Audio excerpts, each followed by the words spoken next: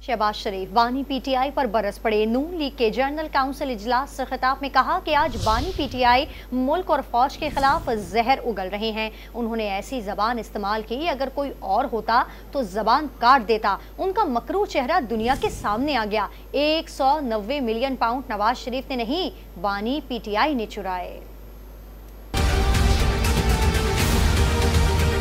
2017 और 18 में नवाज शरीफ का जो जीता हुआ इलेक्शन था, ऐसे हथकंडों से शिकस्त में बदला गया कि आज हर कोई मजबूर है कहने पे कि वाकई इस वक्त नवाज शरीफ को हरवाया गया। वो जीता हुआ था और वो कौन था?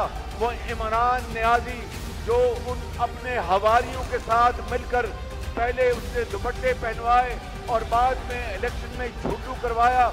उसके बाद भी वो नवाज शरीफ को ना हरवा सके तो आखिरी रात डब्बे बदल दिए।